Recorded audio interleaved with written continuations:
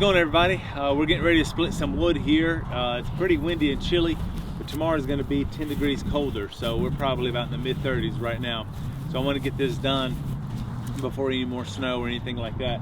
So the tools of the trade are actually going to be safety first. Of course, I've got these chainsaw chaps. We're going to be putting those on. Got my chainsaw, gas can, ear protection, head protection. And don't forget to subscribe. Gas for the splitter. I've also got this timber jack here, so this would be real handy to keep the risk of hitting my chain in the ground very, very low. Here's my splitter. It's the Champion 27 ton. You know, this has been here since summertime. I've only used it once this summer. Typically this time of year is my wood splitting season. So I'm about to start it, and this thing really is a champion. I really, really like it. So I'm about to gas it up, make sure it's got enough gas, and cold crank it. So what you see is going to be real. I'm not going to warm it up or anything like that. So typically, we'll see what happens, but typically it fires right up even after being off for months at a time, if not even a year. So we'll get this going, get it warmed up, and then I've already got some logs bucked. I also try and use 100% gas in all my small engines, just because I don't go through because it's better for them. So if you've got a small engine, so if you have a gas station near you within a reasonable driving distance that only does 100% gas, I would highly recommend you do that. Even if you've got to get quite a few gas cans to make it worth your trip, there's nothing like 100% gas.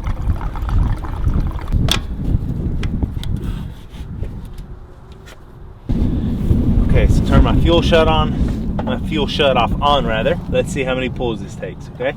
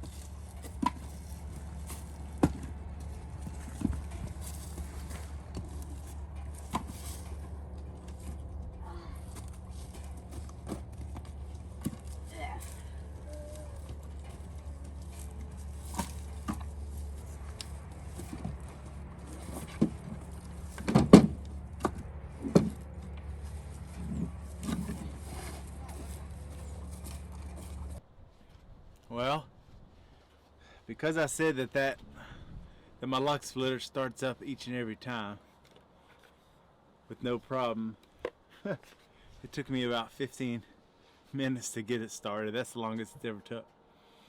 But it still started, so that's okay. But it is a good lock splitter. So I'm having a hard time talking. My mouth is actually kind of frozen. It's cold. Today is so much colder than what I thought it would be. The wind is whipping. The actual temperature is not too cold. It's probably supposed to be a high 39 today, but man, that wind is whipping so hard. I had to actually send my boys inside. My boys went inside. It was just too cold for them, and it's actually even too cold for me, and I'm keeping this on my head. And I have these ear protection on, of course, for the extra ear protection, but also for a little warmth. So I'm gonna get this unloaded, and I'm gonna get it stacked, and I'm gonna finish this, continue this project another day.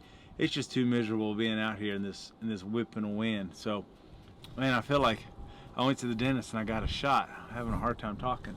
So I'm gonna quit talking, and start stacking, and I'll continue this project another day.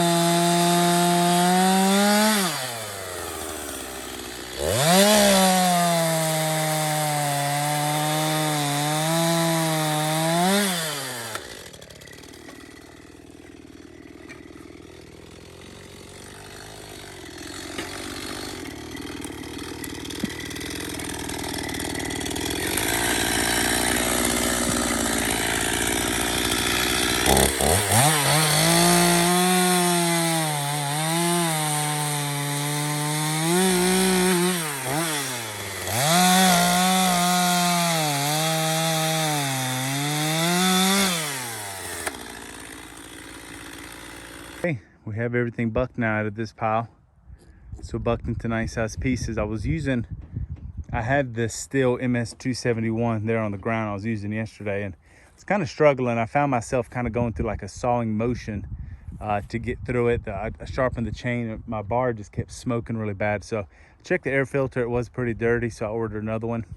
Oil was coming out, so I'm not exactly sure what was wrong. So anyway, I got a backup one, the MS-251, which is a little smaller, and it cut through this like hot knife through butter, as you can see from all the wood chips. So we're about to get this split up and stacked up. Let's get started.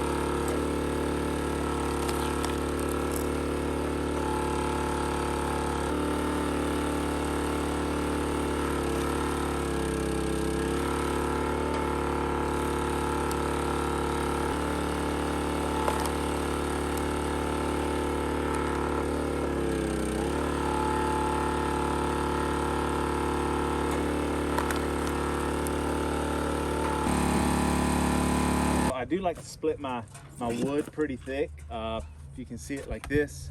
Some of them even a little thicker than this. Yeah, I've got some thinner pieces, but that way, even though it may take me a little longer to dry, once I actually put it in the fireplace, it'll burn hotter and it'll burn longer, and I don't keep having to reload it as much. So that's kind of just my approach to it. Just wanted to throw that in.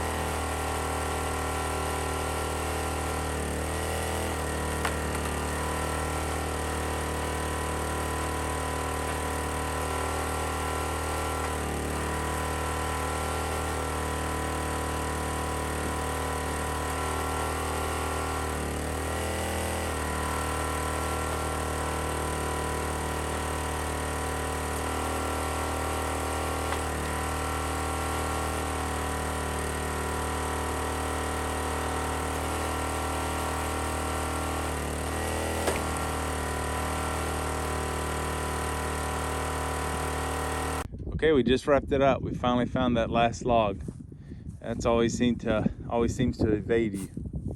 But here we have it. We finished this pile. So we'll go get this stacked up, and it's a wrap for both the day and this particular job. So I'm not sure how long this pile is actually going to take me to do. I'll just keep chipping away. I mean, there's a humongous oak right in there. That is really, really big. So I'm gonna get lots of firewood, and probably more than I even have room for. So, and I don't even include that pile. I don't even include that pile over there. Nor does it also include all them logs out there that I stacked while I was grading the pasture there. So I'm gonna have some firewood for a while. So we'll get this. It's sun's going down. So we're gonna get this stacked up and done. Had my help today, couldn't have done it without them. They did such a great job. One operated the lever, the other one stacked, and they took turns accordingly. So good job all the way around.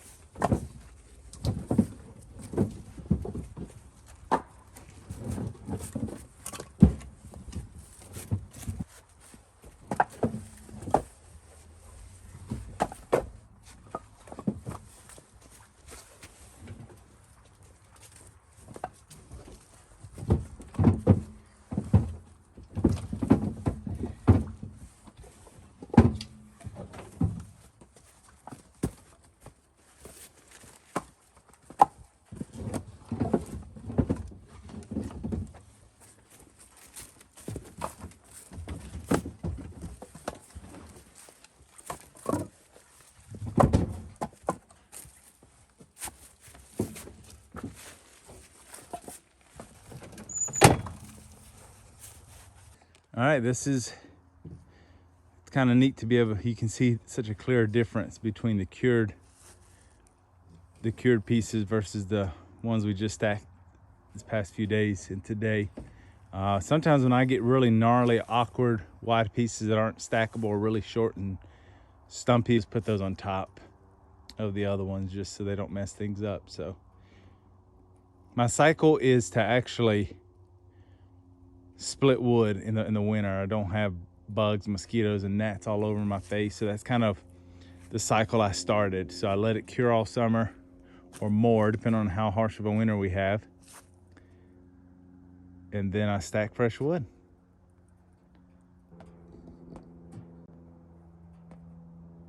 Now it's time to feed the horses.